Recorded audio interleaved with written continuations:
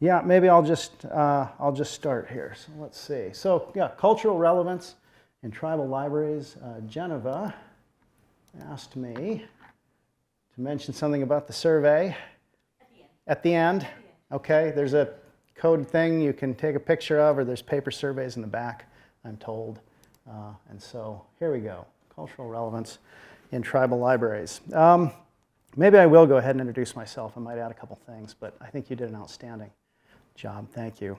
I guess before we get started then, I should introduce myself. My name, as was said, is Tyson Rinio. I'm the off-campus services librarian here at UAF's Rasmuson Library. I was born in Fairbanks and grew up here. I attended UAF as an undergraduate about 30 years ago. My father was a bush pilot and a taxidermist, and my mother worked in the school district here in town, first in resource and then later in libraries. I got my graduate degree in libraries from the University of Arizona in the Knowledge River program. And Knowledge River was a library program that was designed to tackle indigenous issues in librarianship.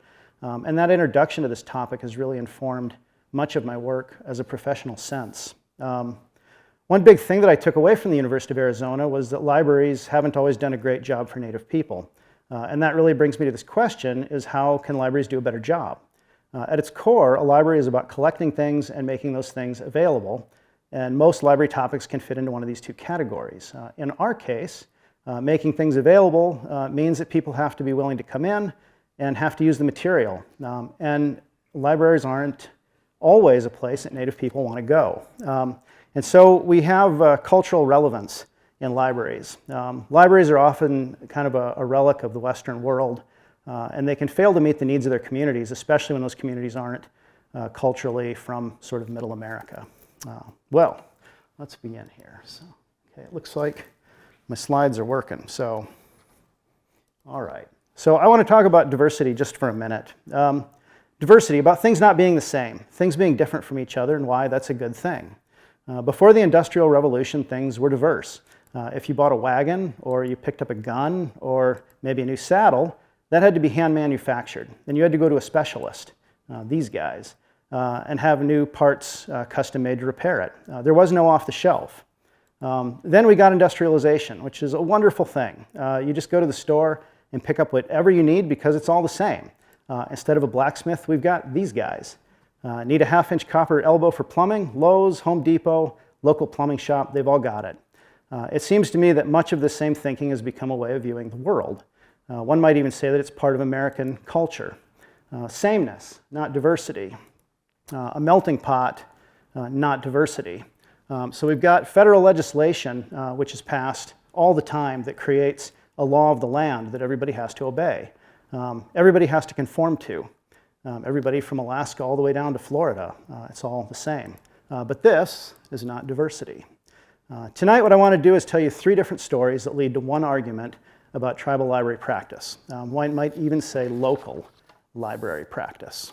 So here is the first story. Europeans sail across the ocean and come to America.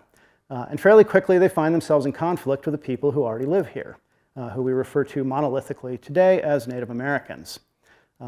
As I was looking for images for this talk, I actually found this one and thought it was kind of funny. Speaking of perspective. Anyway, after some periods of warfare, the United States government determined it might be easier to make treaties with these people who are already here rather than continuing to war with them. In the same way that they might negotiate with France or England, they started to make and sign treaties with native nations of America. And what's important here is this idea of a relationship of equality, right? Nation-to-nation interaction.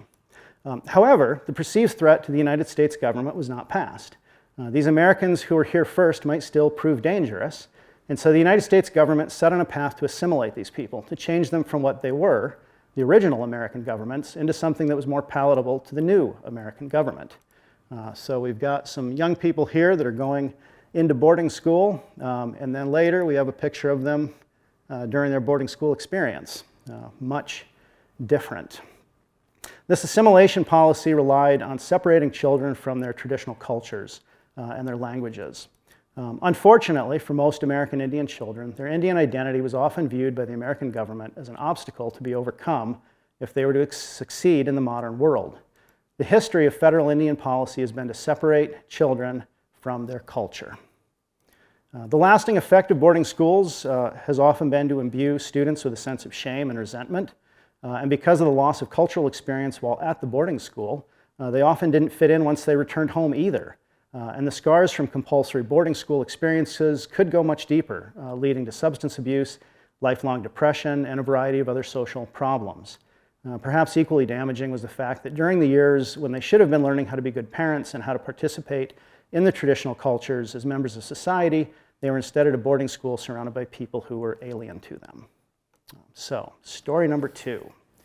While the United States government was enacting assimilation policy, anthropologists and others began to see a problem. This fellow here is Henry Knox. He was one of the founding fathers of the United States and became a senior general in the Continental Army during the Revolutionary War and served with George Washington. Knox became concerned about Native people as the East Coast was settled. Knox eventually wrote, "It is painful to consider that all the Indian tribes existing in those states, now the best cultivated and most populous, have become extinct. If the same causes continue, the same effects will happen. And in a short period, the idea of an Indian on this side of the Mississippi will only be found in the pages of the historian." Much the way Darwin would some years later travel and document wild species of animals in their natural habitats, ethnographers and anthropologists began to fear that the Native Americans might vanish.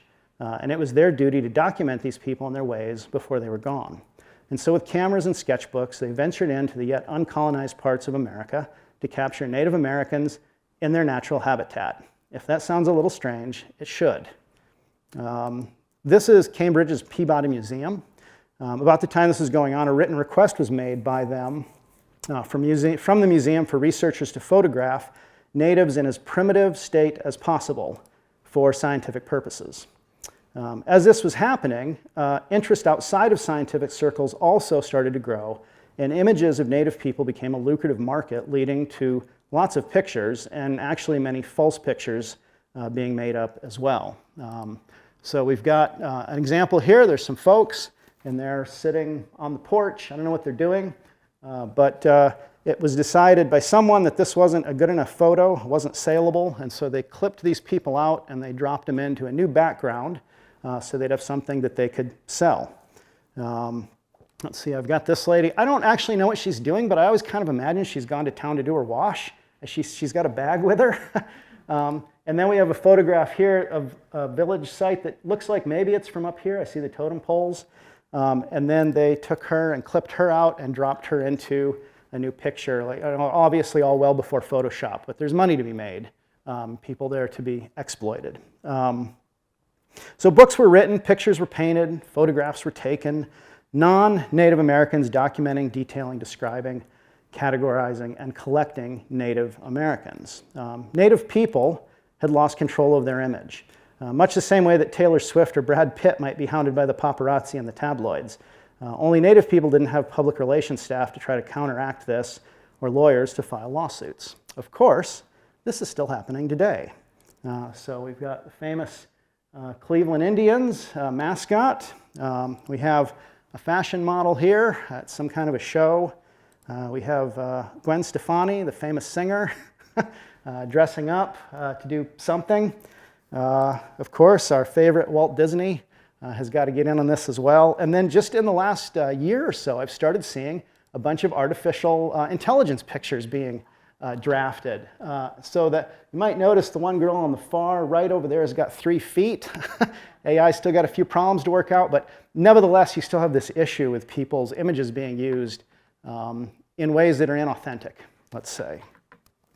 Let's see where I'm at here. So, let me change pages here so I have my notes. There we go. This is a woman named Sasha Houston Brown. She's an academic advisor at Minneapolis Community and Technical College, where she works with the American Indian Success Program. She's actually written about this topic of depiction of Native people in mainstream media, and she writes the following. She says, "Despite what dominant society and mainstream media say, Native culture is a vibrant and living culture. We are not a relic of the past, a theme or a trend. We are not a style or costume. We are not mascots, noble savages, or romantic fictional entities. We are human beings, and despite all odds, we have survived. As sovereign nations, indigenous people have the right to speak for themselves and not to have dominant Euro-American society project and profit off an artificially and socially constructed image of Indian identity. So, story number 3. According to the New York Times, Indian reservations have violent crime rates that are more than 2.5 times higher than the national average. American Indian women are 10 times as likely to be murdered than other Americans. Why? There's a researcher named Maria Yellowhorse Braveheart. She's a PhD at the Department of Psychiatry at the University of New Mexico. She and other psychologists have theorized that this is due to a form of post-traumatic stress disorder called historical trauma. Historical trauma is the result of a pervasively traumatic and cataclysmic history, she writes. There's been an attack on culture, language, lands, governance, children, legitimacy of thought.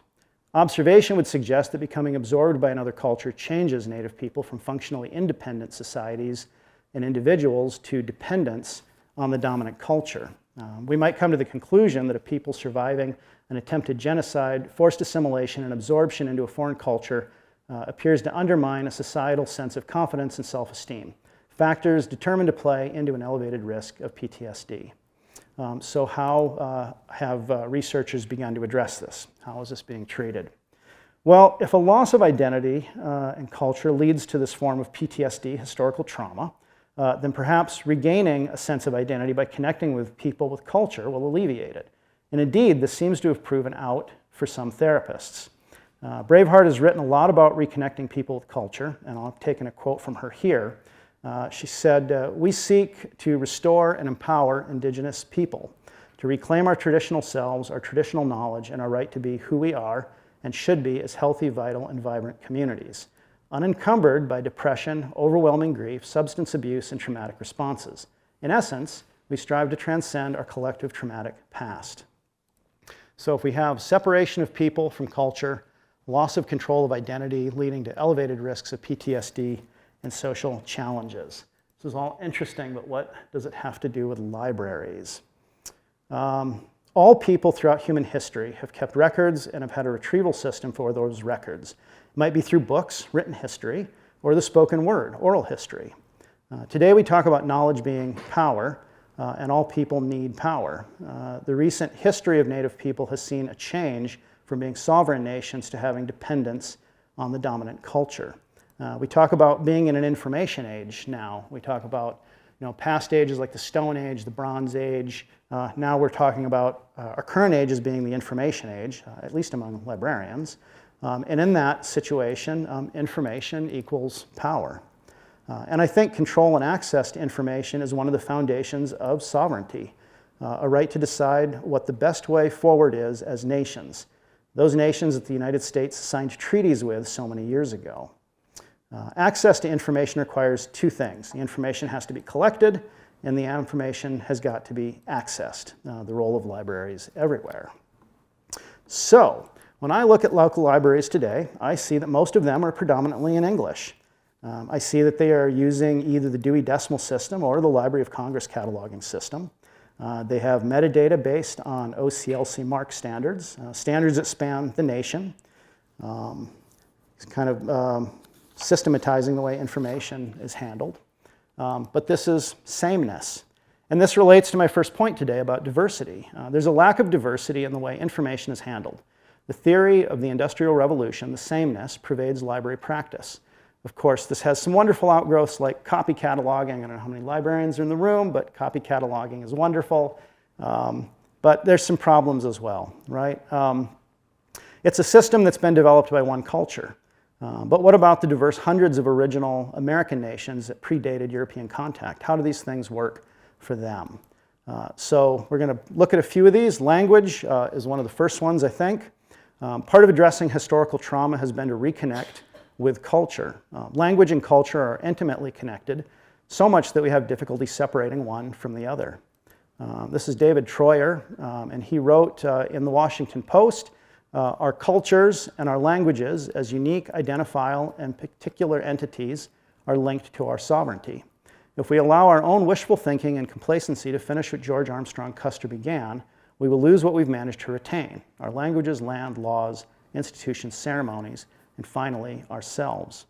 The same question was actually addressed by a UAF student a number of years ago, a woman named Veronica Michael, and her thesis was titled, "Can we remain Yupik and keep our language and identity strong for our own children in an English-dominated world?" The entire point of her thesis was sort of examining this question. Part of language retention is daily use, and hopefully for more than just communication in the home. If you go into a French library, everything is in French. If you go into a Tlingit library, everything is not in Tlingit. Maybe in communities where the traditional language isn't English, it might be better to have at least an access portal to the collection that is in the traditional language. Maybe this would help promote language use, not as a thing for special occasions, but as something for every day. This could help to maintain the language and maybe even serve as a basis for revitalizing it. So metadata, here's another factor we can look at. The data that we use to describe data reflects a cultural viewpoint. What is important, what isn't? How do you access something? In a Western library, we use author, title, and publisher very commonly. This is a gentleman named David George Shongo, and he set up the Seneca Nation Archive some years ago. Being Seneca, he had ideas about the metadata that would be important to include in a Seneca archive. In the Seneca culture, there's an important distinction between men's items and women's items.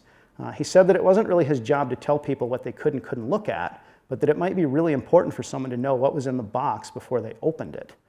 He said that metadata included identifying the time of year some stories could be told. Actually, he had kind of a funny story. He said that occasionally he would get requests from non-Indigenous researchers, and they would see something in his catalog, and they'd say, "Man, I see you've got that summer story. That's amazing. I need to hear it." And he would reply, "That's great. Come by in a few months when it's summer, and you can listen to it." Control over information, right? People having control over their stuff. Metadata is the key that we use to access our data, and the keys should make sense to the people who are using them. In Western culture, things are always available. It's a core tenet of the American Library Association. All things available to all people at all times. But this may not work well for some indigenous nations. In standard American cataloging practice, where's the data that a story is only to be told after a successful hunt, or only in the winter, or that something is a man's object or a woman's object? Cultural information is going to be specific to a people. And so metadata then is also going to be specific to people. That kind of metadata can't be created on a national level. It's local. It's part of the local community. It's not nationwide. And if the metadata isn't established by someone knowledgeable who lives in the area, it's not going to reflect the local way of getting to stuff. So then we've got our library catalog. Of course, we're familiar with the Dewey Decimal System and Library of Congress subject headings, but could we do it differently? What I've got here, and it's probably a little bit small for you guys to see in the back, but this is an example of the Brian Deere classification scheme pioneered by Brian Deere, a librarian in Canada who was working at a First Nations college sometime in the 1970s. Again, it can be kind of hard to see, but I want to point out here, like he'll go into education, and he's got the different sections of Canada broken out individually in education. He's got different sections of forestry broken down by provinces in Canada. This is very unique to Canada, this way of kind of viewing this, and is really particular to the First Nations that are in Canada. A whole section on self-government. This is quite different than what we're doing in the United States right now. For the United States, what's happening is we've taken anything and all things to do with Indigenous people, and we've stuck them under the letter E, which is for history. So we're sort of philosophically, the Library of Congress is saying that those Native people aren't around anymore. They're part of history. Let's file them in history, and then we can move on. And this is exactly the opposite of that. It's a living way of approaching the information. Catalogs are set up from a European standpoint.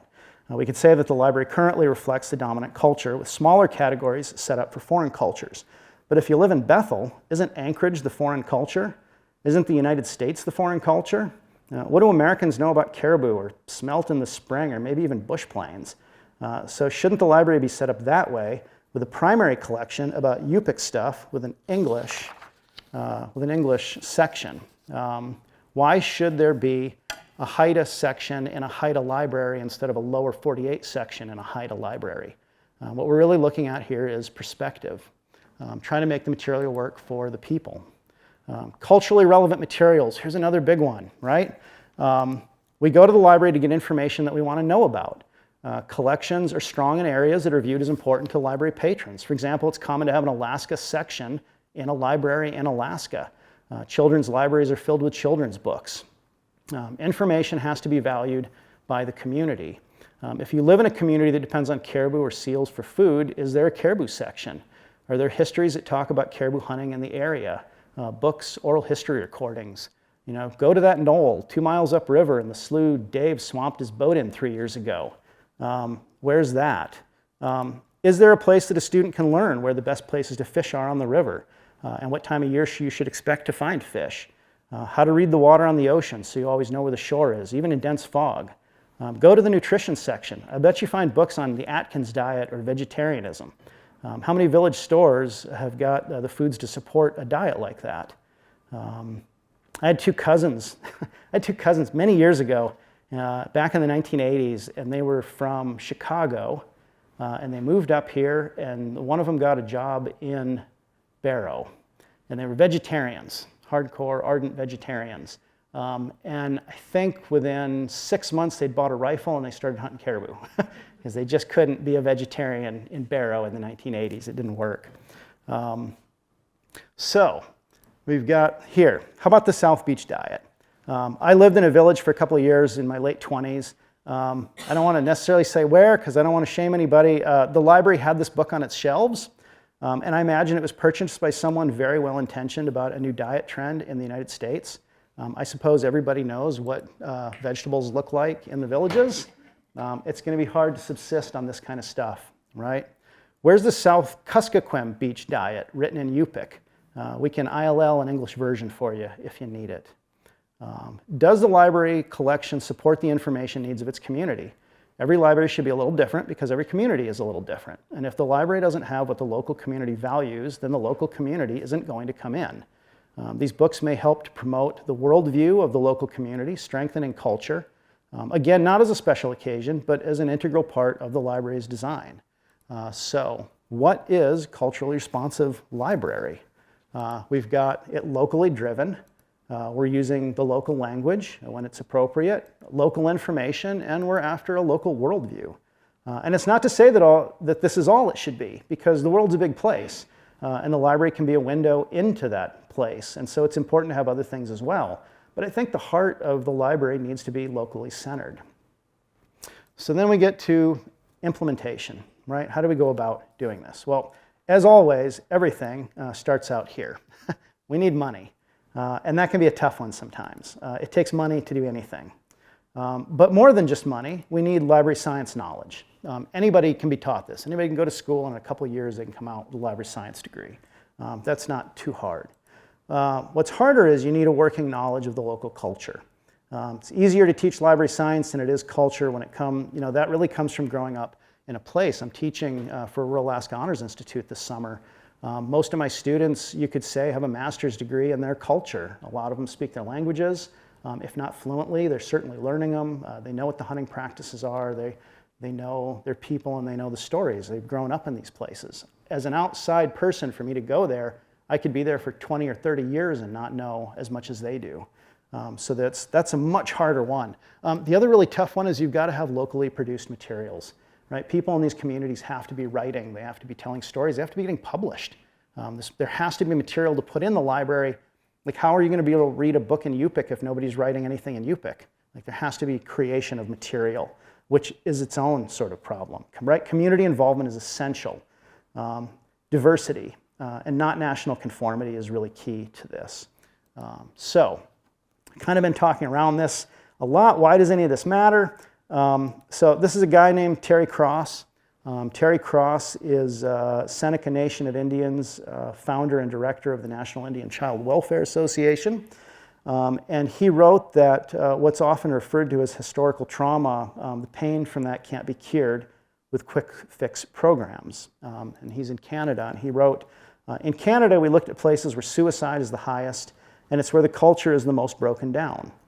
In such cases, do you start with suicide prevention programs, or do you restore balance to the community through more self-governance? I've found that unless you change a community systematically, you can't affect the symptoms of imbalance, such as suicide. Libraries could be one of many facets leading toward healthier communities through cultural responsiveness. And I think they're a really natural place for that kind of information to go and for people to access it and sort of house it. I think that's something we've been doing for a long time, but we're often maybe a little bit out of touch with some of the communities that we're in. There was a great example that I read about in library school where there was a small community just down in the lower 48, and there was a reservation and they wanted a library, and nobody had any library science knowledge that was in the community. So they got a hold of a nearby big city that had a library school, and they said, could you send 2 or 3 of your library science students over to our library to help us set everything up? And everybody seemed fairly happy with it, but I remember reading about it thinking, like, I really hope that the community are the ones making the decisions, because you're importing labor from outside of the community to try to set this really important thing up for the community, and they're not part of the community. So hopefully the community is like guiding that and pushing it, because I don't know how it's going to work otherwise.